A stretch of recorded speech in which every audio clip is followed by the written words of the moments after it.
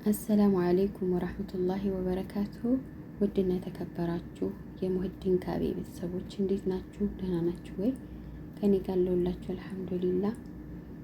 እናንተ እንዴት ናችሁ? ውድ ሀገሬ ልጆች ሁላችሁንም ሰላም ሰላም ብያለሁ። በያላችሁበት ሰላማችሁ ብዝት ትርፍ ይበልልኝ። እንግዲህ ውድ ቤተሰቦቼ ዛሬ በአዲስ ቻናል በአዲስ ቪዲዮ ተገናኝተናል ማለት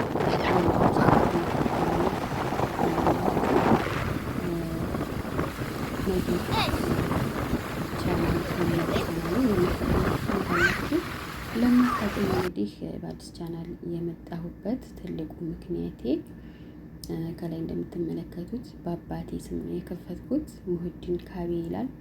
ሙህዲን ካቤ አባቴ ነው።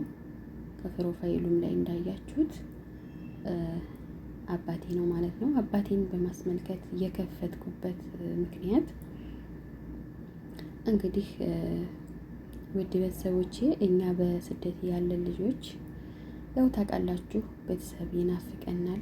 ብዙ ውጣ ውረዶችን ብዙ ችግሮችን ተቋቁመን በስደት ብዙ አመታቶችን እናሳልፋለን። ካሳለፍንም በኋላ ደግሞ ብዙዎቻችን በቤተሰብ ላይ ብዙ አይነት ችግር ያጋጥመናል። ብዙዎቻችን ቤተሰቦቻችን በሞት እናጣቸዋለን፣ በህመም ላይ ወድቀው እናገኛቸዋለን። ሌላም ብዙ አይነት ምክንያቶች በቤተሰቦቻችን ላይ ይፈጠራሉ። ከስንት አንዳንዶች ደግሞ አላህ የፈቀደላቸው ቤተሰቦቻቸውም ተቀይረው አምሮባቸው እነሱም ተቀይረው በሰላም ገብተው እፎይ ብለውም የሚተነፍሱ አንዳንድ እህት ወንድሞች ይኖራሉ። አንዳንዶቻችን ደግሞ እንዳለመታደል ሆኖ ብዙ ችግር ይገጥማቸዋል ቤተሰቦቻችን ማለት ነው። እኛ እዚህ ያለውን ችግር ተቋቁመን ካላህ በታች ብዙ ፈተናዎችን ችለን አሳልፈን በሰላም ገብተን ከቤተሰብ ጋር እንደሰታለን ብለን ስናስብ ነገራቶች ተቀይረው ነው የምናገኛቸው ማለት ነው።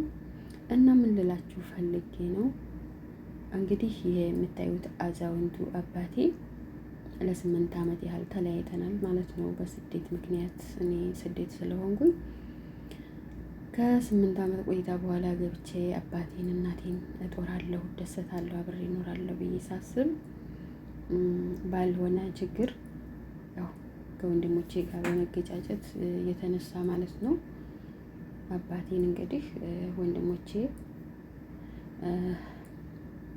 ብዙ ችግር ከፈጠሩበት በኋላ ወደ ማይታወቅ ሀገር ወስደው ወደ ራሳቸው ማለት ነው ወስደው እያኖሩት ነው። እና በጣም በችግር ውስጥ ነው ያለው። እኔ ያው አባቴን ከዚህ በኋላ እንደማላገኘው ወይም እንደማንገናኝ በጣም ውስጤ እንትን ሲልና ስጎዳ ውስጤ ሲጎዳ እንግዲህ በቃ አባቴን እንደ መታሰቢያነት አድርጌ ነው ይሄን ቻናል የከፈትኩት።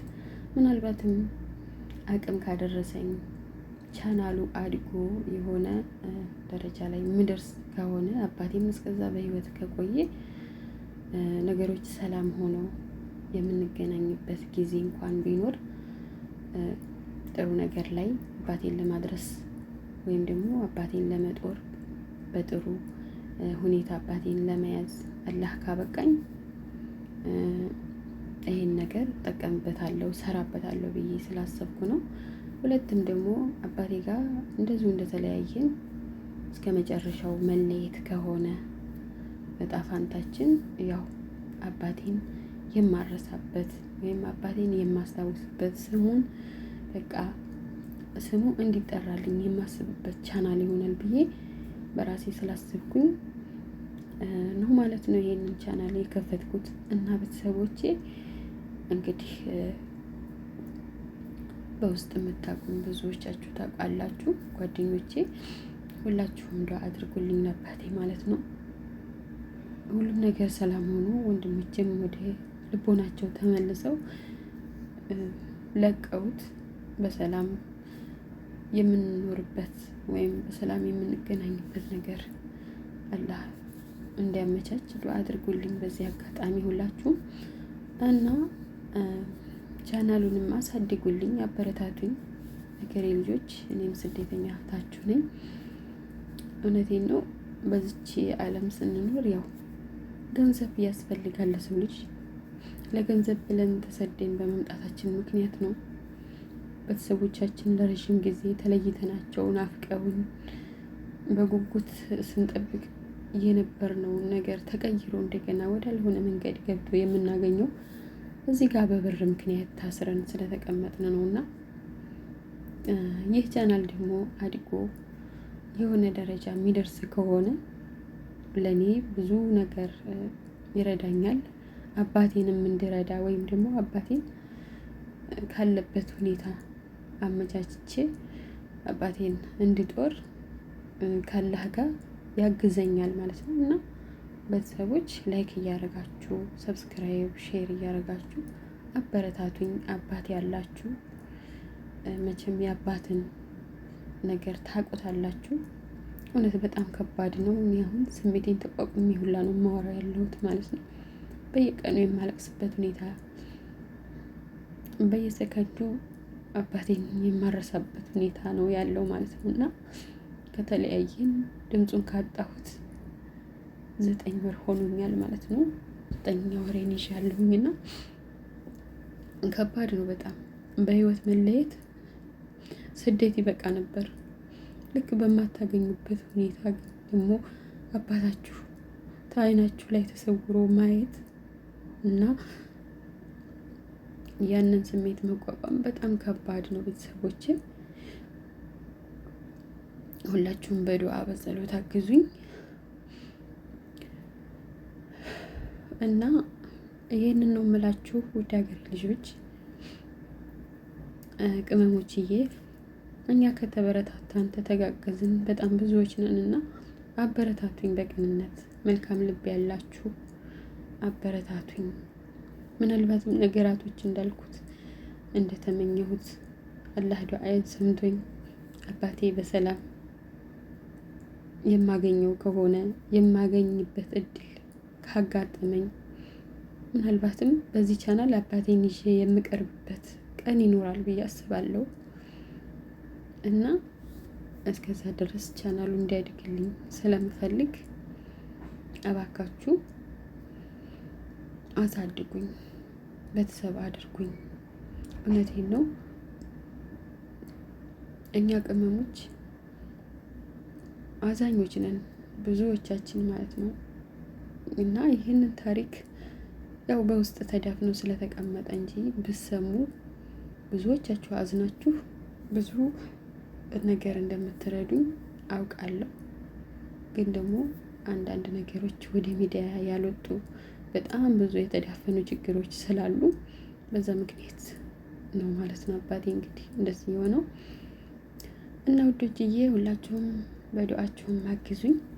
ሀሳብ አስተያየት ካላችሁ በሀሳብም የምታግዙኝ ካላችሁ ኮሜንት ላይ ያስቀምጡልኝ እላችኋለሁ። ቤተሰቦች እንግዲህ ይሄንን ነው የምላችሁ። ይሄንን ቻናል ሰብስክራይብ በማድረግ ላይክ፣ ሼር በማድረግ አደራችሁን ተባበሩኝ። የምር በጣም ነው ልቤ የተሰበረው። አባቴ እንዳያችሁት እጁን ተሰብሯል፣ ተደብድቧል፣ ብዙ ነገር ደርሶበታል። አሁን ላይ ደግሞ በምን ሁኔታ ላይ እንዳለም የማውቀው ነገር የለኝም። ያው ተባራሪ ወሬ እንደዚህ ነው አሉ እንደዚህ ነው አሉ ከማለት ውጪ ምንም እውነታውን አላወቅኩም።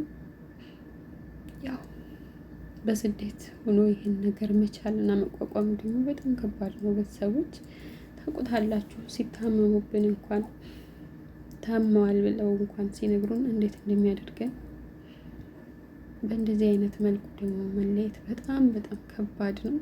እውነት እኔ አንዳንዴ በቃ ሞት ይሻላል ብዬ ያሰብኩበት ሁኔታ አለ።